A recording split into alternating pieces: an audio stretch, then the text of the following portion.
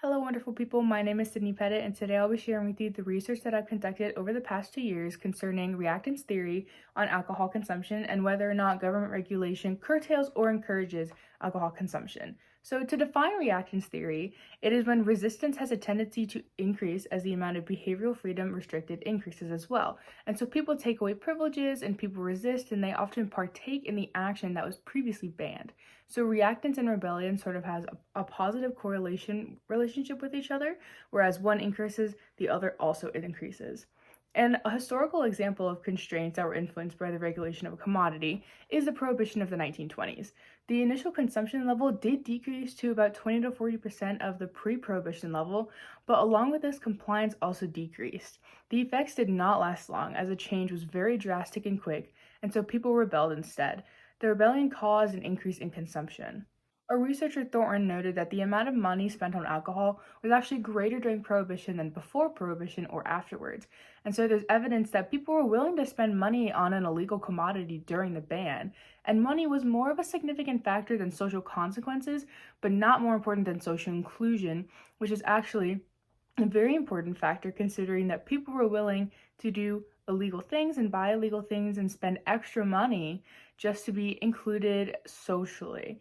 And so people have become more inclined to seek it out because they saw it as a glamour product. It was associated with excitement and intrigue, and social pressure and regard for the law did not have a significant influence on reduced consumption during Prohibition, and customers were actually more interested in purchasing because the commodity was no longer considered available. It was almost a rare sort of thing for them.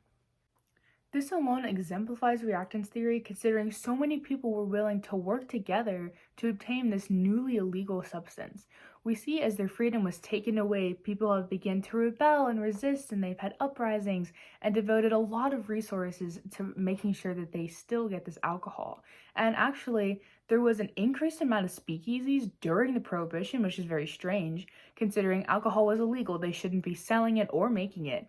But people wanted it so badly that they had to create all of these secret places because of the law enforcement. And so they spent lots of resources and time and money on making sure that people were able to get alcohol whether or not it was legal. Looking at the time outside of 1920, different programs have started to increase the cost of alcohol, which is actually very significant in deciding whether or not people drink. And that was kind of one of the significant deciding factors for people on whether or not they were going to go drinking.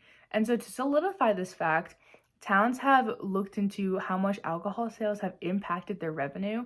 And so this is very, very significant to them because as more people come in, they drink more alcohol, which allows us to buy more alcohol to provide for the more tourists. And this is kind of like an ongoing cycle. And in prevention programs that are also been implemented after 1920, they are not having a very high success rate.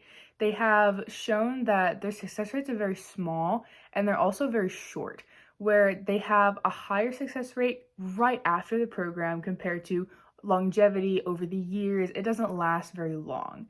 And so the small success rate of prevention programs kind of also applies to reactance theory because at these meetings, people are saying, hey, try not to drink, try and be sober.